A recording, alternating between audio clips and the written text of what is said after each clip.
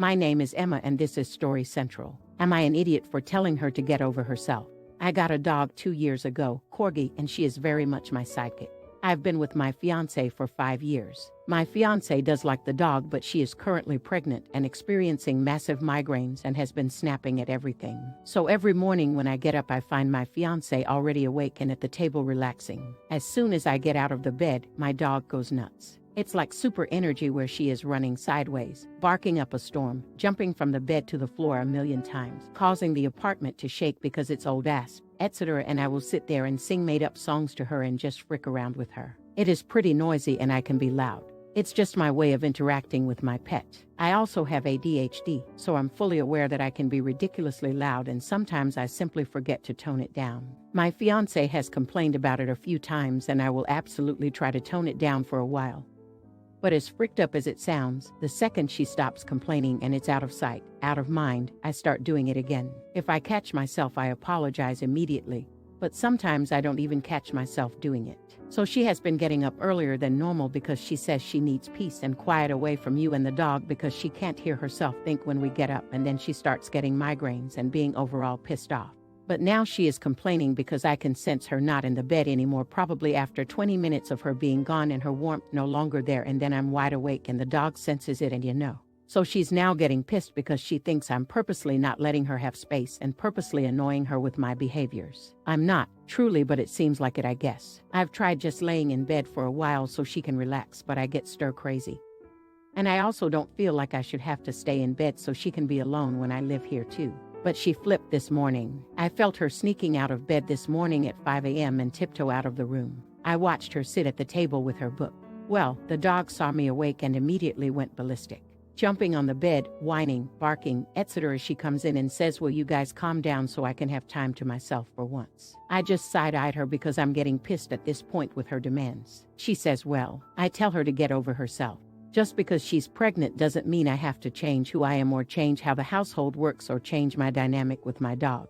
She immediately left after telling me to go frick myself and won't answer my calls. She's been gone for 6 hours. Not an idiot. You are allowed to have fun with your dogs, and just because they don't like her does not mean you should be punished. As for the baby, she's using it to manipulate you, and it's honestly a huge red flag. You're an idiot. This mindset is how women get branded as nags when in reality their partners can't just hold the smallest bit of consideration for others. Your partner is literally sneaking out of bed in the early morning hours to just have a moment of peace and quiet to relax, and you can't let her have it because if she isn't actively complaining, you can't respect her need for a few minutes of quiet. You're an idiot. Do you think this morning routine is going to be helpful once the baby is born? You're loud every single morning and not caring about the physical distress of a person growing a new human in her body. A new human that I'll assume is also yours. Start working on another way to relate to the dog in the morning that allows other people in the house to have peace. Now for the next story. Am I an idiot for buying my daughter a locked storage bin? I, male 53, have a daughter, female 17, who I recently bought this big storage container for. The reason being our daughter has a job and likes buying her own food and snacks for herself.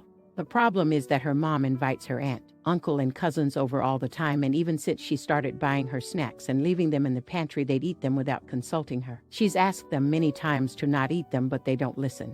For reference, she likes to order snacks from other countries as a way to broaden her horizons. She's also linguistically gifted and likes to try and read labels to help expand her vocabulary. These snacks can take weeks to get after she orders them again, and by then her current snacks are gone. My wife didn't do anything, saying that since our daughter kept them in the pantry, they're for everyone. She moved them to her room and her cousins would go in when she wasn't and take them. I went to a hardware store and bought a big container with a lock, and for extra measure I bought extra locks and drilled holes so that they could be used. Our daughter cried and thanked me because it was pretty expensive and not something she could afford. Of course, the cousins went to get more snacks and threw a fit when they saw it and realized the snacks were in there. They told their parents and they told my wife, and she's not happy with me, saying that our daughter should share her snacks with family and she's being selfish and will get fat.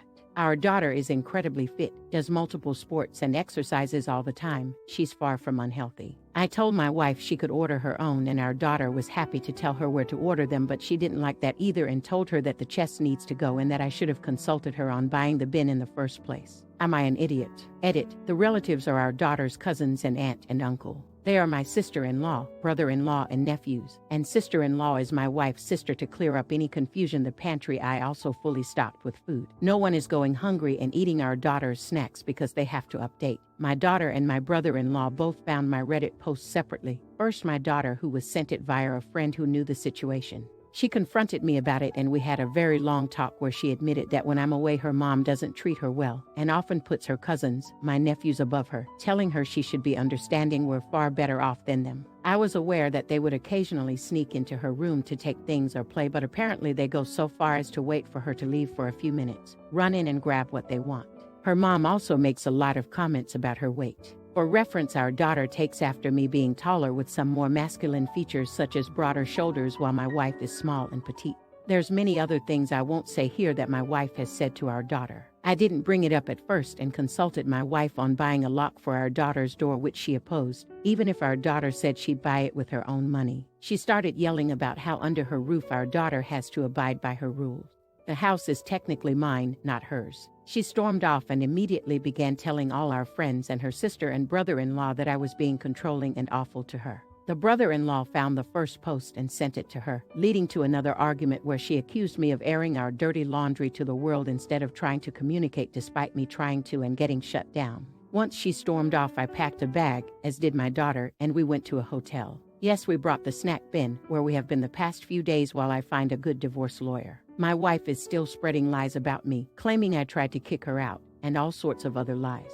I'm finished with her. I don't care what she says. I'll be divorcing her and paying as much alimony as she wants so that I can keep my daughter safe from her. I don't care about the house or anything else. She can keep it all and let her sister, brother-in-law, and nephews mooch off her until she's penniless. I'm sorry this is not a happy update, and I doubt I will make one after this. Thank you for opening my eyes. Reddit edit. After so many people have told me not to give up the house, I will be doing my best to fight for it and low alimony for my wife.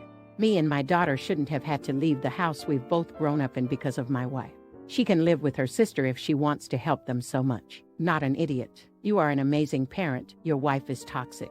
But don't give up without a fight. You are providing for your daughter. The house is yours, as your daughter will live with you. Your wife doesn't deserve to have your daughter call her mom. AITA's your house. With your daughter to testify with how her own mother treats her, no judge is going to award her the house. Get that divorce attorney and document everything your wife is saying. Also, you may be able to use your Reddit post to back up your claims of how unhinged your wife is. Not an idiot. You need to fight for your house and as little alimony as possible. Remember, every penny you keep from her is a penny more you can spend on your daughter. Education fund, house deposit, wedding fund, etc. Besides, that's your daughter's home you're talking about.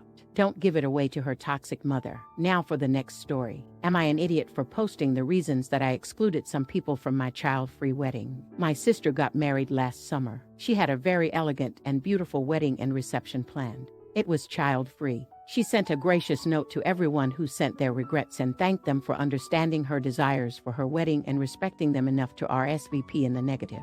She also invited them to a party later that summer at her home if they wanted to take pictures with her and her wedding party in their fancy clothes.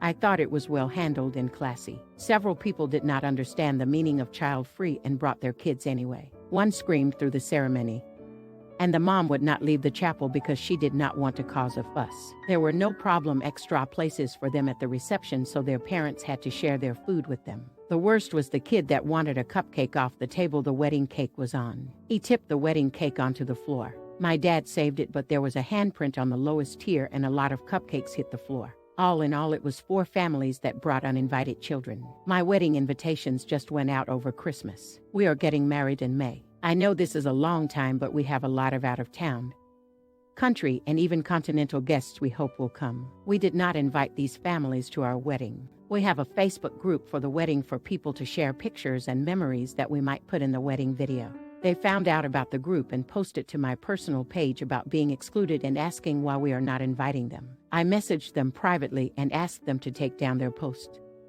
and explained that my wedding was smaller and I wasn't having as many guests as my sister. They went public again and bitched about me excluding them for no good reason. So I posted the receipts. I posted a video my cousin sent me of the kid crying during the ceremony, and the parents doing nothing. The video of the kid freaking out because he had to share trout for supper. The before and after pictures of the wedding cake table. And I also asked if they knew in advance that they were not supposed to bring their kids to the wedding. Then everyone started piling on to them. I guess there was a lot of stuff I missed, including one of them changing a kid on the table with the guest book because the closest bathroom did not have a baby station. Now they are all calling me an idiot for embarrassing them for having children and wanting to be part of family events. I said that they could not understand why rules were in place, and that is why they were not invited. My uncle posted about how embarrassed he was that his daughter was one of these entitled jerks and offered to pay my sister for the cake that got wrecked.